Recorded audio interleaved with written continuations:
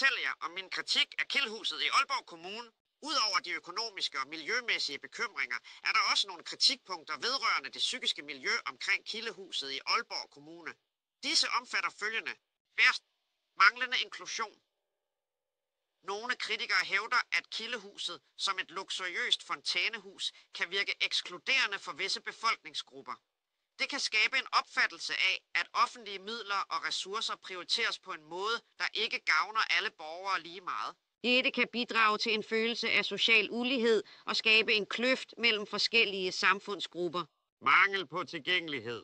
Der er også bekymringer om manglende tilgængelighed for personer med nedsat mobilitet eller handicap. Hvis Kildehuset ikke er designet med hensyntagen til deres behov, kan det fratage disse mennesker muligheden for at nyde og deltage i de aktiviteter, der tilbydes der. 3. Psykologisk påvirkning. Der er forskning, der viser, at naturlige omgivelser herunder vand og grønne områder kan have en positiv indvirkning på menneskers mentale velbefindende. For er det et kunstmuseum eller et klubhus for psykisk sårbare, når de konfronteres med et sådan symbol på rigdom og overflod?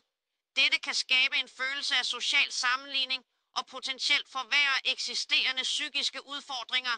Kildehuset i Aalborg Kommune, et fontænehus, har modtaget en del kritik og negativ omtale.